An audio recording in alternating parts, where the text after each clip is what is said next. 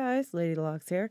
Today I've got another one of these beautiful ABUS 83AL45s, this time in the green color, which is so pretty. I mean, they're just all so pretty. I have got to collect them all, kind of like, what is that, Pokemon or something? I don't know. So this one actually came with, I believe it's the Arrow Keyway. I will double check that too to make sure. And if I'm wrong, I'll write it up there. But, yeah, there's the keyway on this. And here's the key. I actually filed this key myself, which, I don't know if I'm going to put out a video about that or not. I did video kind of how you would do it if you got one like this, how you would go about filing the key.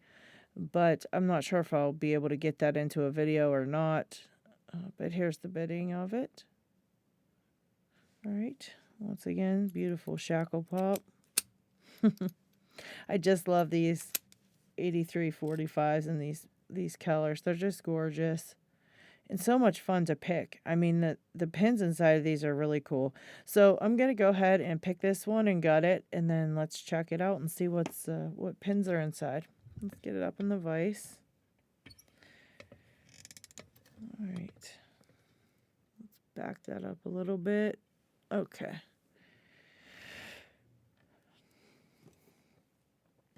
So for this one, I'm going to use the Jimmy Long's flat standard hook, I guess, if I could find one here. That's kind of medium. Okay. This one looks about right. All right. And top of keyway tension in, what's this, 50 thousandths, 40 thousandths? So 40 thousandths, okay?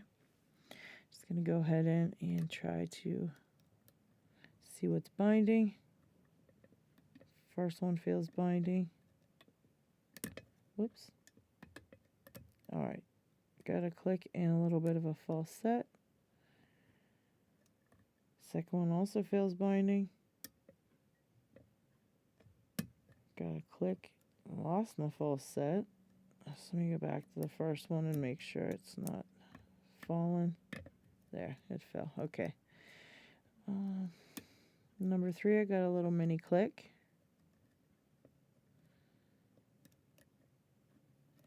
All right, they're all feeling a little bit binding, but I want to hit the hardest binding one, so I'm just going to feel them all and see what feels like it's binding the hardest. All right, this one here feels pretty tough. All right. And again, lost that false set. Going back to that first pin. Yeah, it keeps dropping every time I pick something, so not really sure what that's about. All right, in the back, got a click.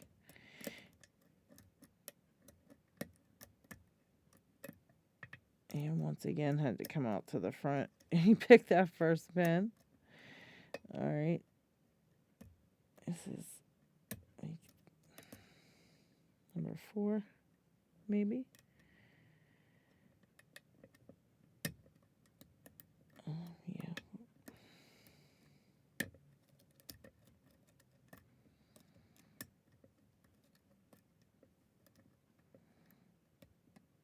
I'm wondering if that first pin is maybe one of those tapered spool pins or some kind of T-pin or something. I don't know. Very weird. All right, got a little bit more of a false set once I hit that last pin there. I think that's pin 6. Either it was 6 or 5 I hit right then. And this feels like number 4 maybe.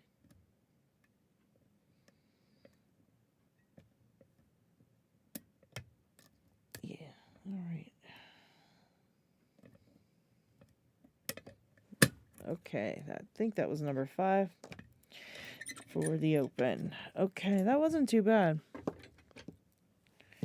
All right, so I just need a screw to get inside of this padlock. Go ahead and unscrew it.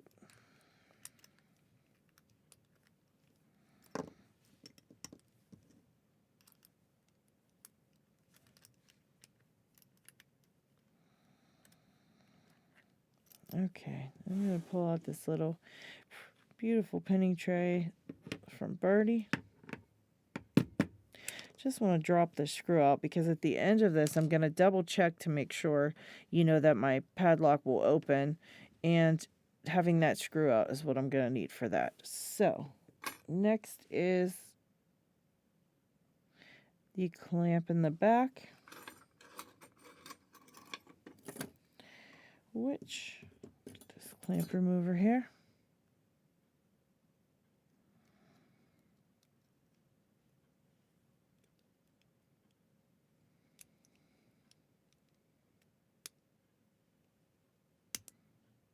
Very easily comes off. I love that about this one. Core still turned.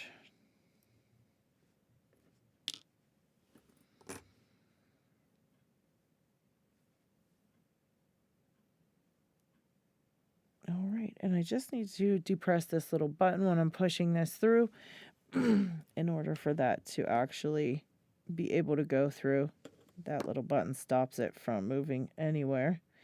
So I'm just going to press it and try to move it at the tiniest bit just to catch, there we go. Just to catch that button, but not enough to actually get these pins dropping out. All right, so 1, 2, 3, 4, 5, and 6. And there are no modifications on the core. I mean, as far as like countermilling or anything, nothing on there. But there are 6 pins, and I did put this little piece in to cover that 6th chamber. And I added a 6th pin to just make it a little bit harder to pick, a little bit more fun. All right, one looks like, well, it looks like a standard pin, but it's got some markings on it, some little bit of serrations. Not really sure if it has a taper to it or not. Looking at it, with just my eyes, it looks as though it's just standard. But in the, in the close-up of it, it may actually look different. But I can't really tell it right now. So, all right. And go ahead and, well, I'm not really liking how that focuses like that, but sorry about that, guys. So, number 2.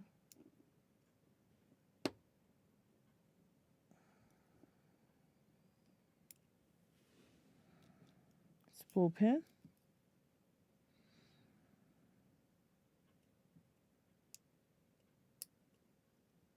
Oh, number 3 was a spool pin, but I didn't catch it quick enough.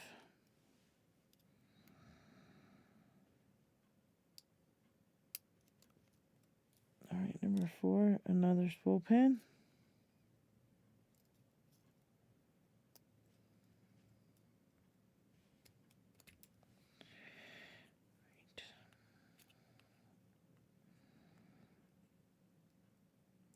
Number 6, another spool.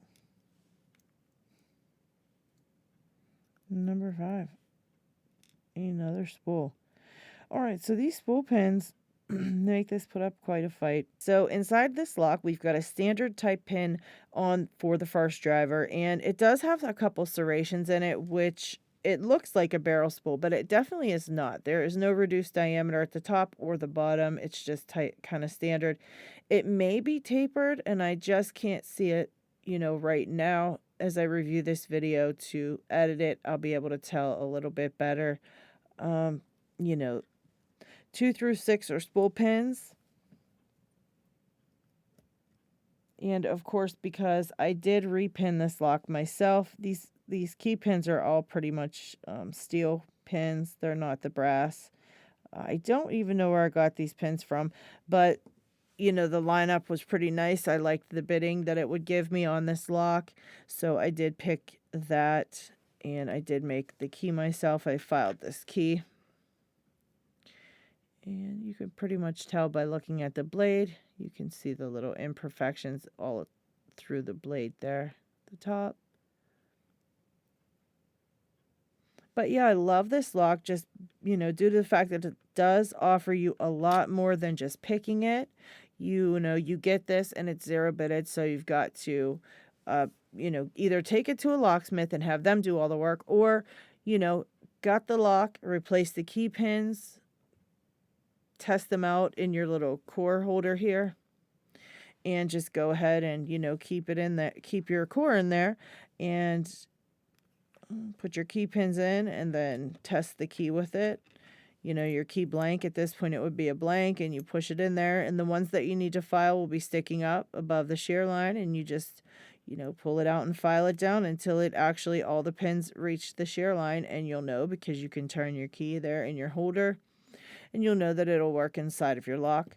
But that's what I ended up doing with this one. It was a lot of fun. It does offer you, this lock actually offers you way more than just experiencing picking it. You've got to gut the lock, you've got to repin it, you've got to file the key. You've got to test the key out, you've got to put all the pins back, put the lock back together, and hope it works.